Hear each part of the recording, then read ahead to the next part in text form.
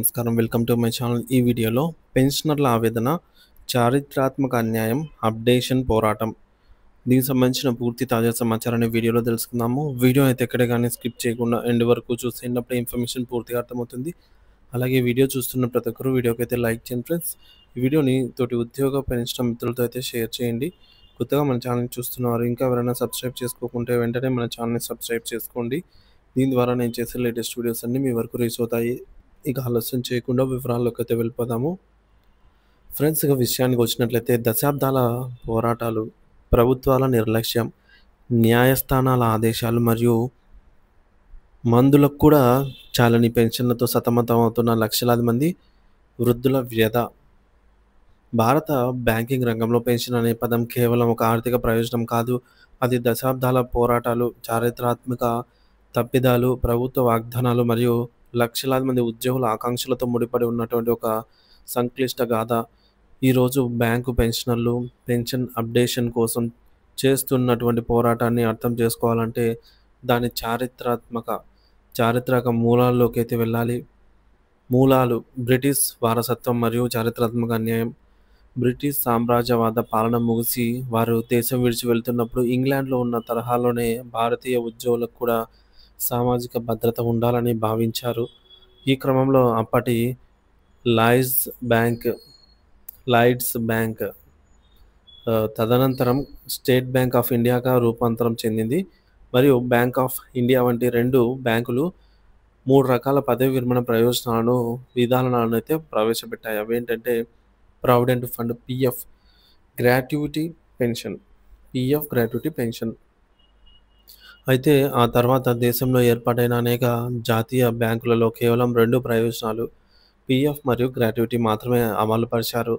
Pension సౌకర్యం కల్పించకపోవడం అనేది banking రంగంలో ఒక చారిత్రాత్మక అన్యాయానికి బీజం వేసింది.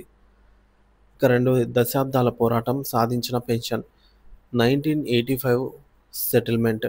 ఈ అన్యాయానికి వ్యతిరేకంగా ముఖ్యంగా all India bank employees association AIBA నేతృత్వంలో బ్యాంకు ఉద్యోగ సంఘాలు సుమారు 30 ఏళ్ల పాటు అలుపెరగని పోరాటం చేశాయి.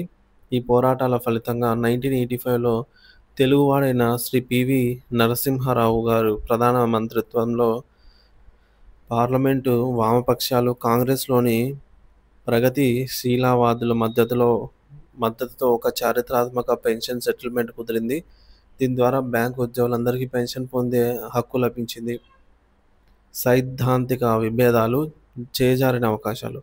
అయితే సంఘాల మధ్య ఉన్న సైద్ధాంతిక విభేదాల కారణంగా ఈ విజయం పూర్తి స్థాయిలో ఫలించలేదు.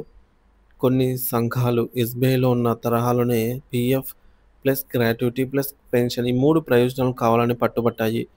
ఏఐబిఏ వంటి మెజారిటీ సంఘాలు రిజర్వ్ బ్యాంక్ ఆఫ్ ఇండియా ఆర్బీఐలో అమలవుతున్న మెరుగైన పెన్షన్ విధానం కావాలి అని డిమాండ్ చేశాయి. ఆర్బీఐ స్కీమ్లో కరువు భత్యం, డిఏ కమ్యూటేషన్ మరియు కుటుంబ పెన్షన్ వంటి కీలక అంశాలు ఉన్నాయి. ఈ గందరగోళ వ్యూహాత్మక తప్పిదాల వల్ల చాలామంది ఉద్యోగులు అప్పుడు పెన్షన్ ఆప్షన్ తీసుకోకుండా పాత పిఎఫ్ విధానంలోనే ఉండిపోయారు. ఇక అసలు సమస్య, అప్డేషన్ లేని పెన్షన్ పెరుగుతున్న అంతరాలు. కాలక్రమేణా బ్యాంకు డిపాజిట్లపై వడ్డీ రేట్లు పడిపోవడం, ద్రవ్యోల్బణం పెరగడంతో పిఎఫ్పై ఆధారపడిన వారికి తీవ్రమైన నష్టం జరిగింది. పెన్షన్ యొక్క నిజమైన విలువ అప్పుడు అందరికీ అర్థమైంది. సుదీర్ఘ పోరాటాల తర్వాత 2010లో ప్రభుత్వం రెండో ఆప్షన్ ఇచ్చింది. దీంతో దాదాపు 96% మంది ఉద్యోగులు పెన్షన్ విధానంలోకి అయితే మారారు. పెన్షన్ సూత్రం: చివరగా తీసుకున్నటువంటి బేసిక్ పేలో 50% దానిపై వర్తించే DA. So last drawn basic పేలో 50% అన్నమాట. అసలు సమస్య ఇక్కడే మొదలైంది. పెన్షన్ సూత్రం సరైనదైనా కూడా దానికి అప్డేషన్, వేతన సవరణకు అనుగుణంగా పాత పెన్షనర్ల బేసిక్ పెన్షన్ సవరించడం లేదు. దీనివల్ల తీవ్రమైన అంతరాలు ఏర్పడ్డాయి.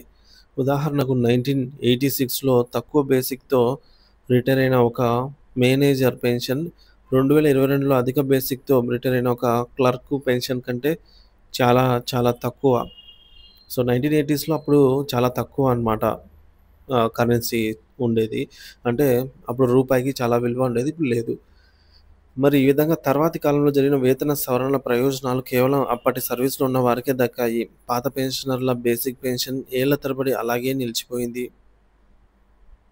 సో, ఇప్పుడు అప్‌డేట్ అయ్యే కొద్దీ పెన్షన్ గూడా పే రివిజన్ చేస్తూ ఉండాలి. లేదంటే ఆహ్, ఫిక్స్ చేసినట్లయితే వారికి ఆ అమౌంట్ ఎక్కడికి సరిపోదనమాట. పెరుగుతున్న ధరల ఆధారంగా చేసుకొని. ఇక న్యాయం కోసం నిరంతరం పోరాటం. గత దశాబ్ద కాలంగా పెన్షనర్లు పెన్షన్ అప్డేషన్ అనే ఏకైక డిమాండ్‌తో United forum of bank unions UFBU ఆధ్వర్యంలో నిరంతరం పోరాటం చేస్తూ ఉన్నారు. న్యాయస్థానాల స్పష్టత. అనేక సందర్భాల్లో సుప్రీం కోర్టుతో సహా వివిధ న్యాయస్థానాలు పెన్షన్ అనేది ఉద్యోగి హక్కు, సామాజిక భద్రతలో భాగం. అది ప్రభుత్వ దయ లేదా భిక్ష కాదు అని స్పష్టం చేశాయి. లాభాలతో సంబంధం లేకుండా పెన్షన్ చెల్లించాల్సిన బాధ్యత ప్రభుత్వాలపై ఉందని తీర్పులిచ్చాయి.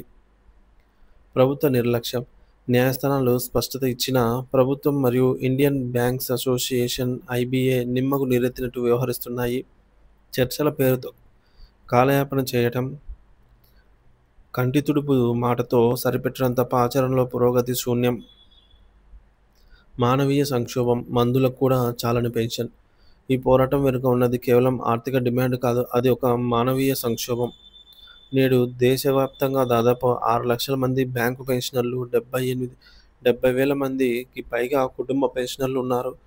వీరిలో 1986-1990లలో రిటైర్ అయిన వందలాది మంది 80-90 ఏళ్ల వయసులో నామమాత్రపు పెన్షన్‌తో జీవిస్తున్నారు. ఆ డబ్బు కనీసం వారి నెలవారీ మందుల ఖర్చులకు కూడా సరిపోవటం లేదు. దేశ ఆర్థిక వ్యవస్థకు వెన్నెముకగా నిలిచిన బ్యాంకులకు దశాబ్దాల పాటు సేవ చేసి వృద్ధాప్యంలో గౌరవప్రదమైనటువంటి జీవితాన్ని గడపలేకపోవడం అత్యంత బాధాకరం. సో, మనసుంటే మార్గం ఉంటుంది. ఉద్యమమే ఊపిరిగా. ఒకవైపు రాజస్థాన్, ఛత్తీస్‌గఢ్ వంటి రాష్ట్రాలు కొత్త పెన్షన్ స్కీమ్ ఎన్‌పీఎస్‌ను రద్దు చేసి పాత పెన్షన్ విధానాన్ని ఓపీఎస్ పునరుద్ధరిస్తుంటే, కేంద్ర ప్రభుత్వం మాత్రం బ్యాంకు పెన్షనర్ల న్యాయమైన అప్డేషన్ డిమాండ్‌ను పట్టించుకోవటం లేదు. మనసుంటే మార్గం ఉంటుంది అన్నట్టుగా ప్రభుత్వానికి, ఐబీఏకు చిత్తశుద్ధి ఉంటే ఈ సమస్యను పరిష్కరించడం అంత అసాధ్యమేమీ కాదు. వృద్ధాప్యంలో గౌరవంగా జీవించే హక్కు కోసం బ్యాంకు ఉద్యోగులు చేస్తున్న ఈ పోరాటానికి, వారు చేస్తున్న సమ్మెలకు, ఆందోళనకు ఫలితం లభించి తీరుతుంది. యూఎఫ్‌బియు, ఏఐబీఈఏ వంటి సంఘాల ఐక్య పోరాటం ద్వారా ప్రభుత్వాలు దిగివచ్చి పెన్షన్ అప్డేషన్ డిమాండ్‌ను అంగీకరించే రోజు ఎంతో దూరంలో లేదని లక్షలాది మంది పెన్షనర్స్ ప్రగాఢంగా విశ్వసిస్తూ ఉన్నారు. ఈ పోరాటం వారి హక్కు, వారి ఆత్మగౌరవం పోరాటంగా అయితే నిలవనుంది. మరి ఈ విధంగా పెన్షన్ అనేది అప్డేషన్ లేకపోవడం వల్ల జరిగే అనర్థాలైతే బోలెడన్ని ఉన్నాయి.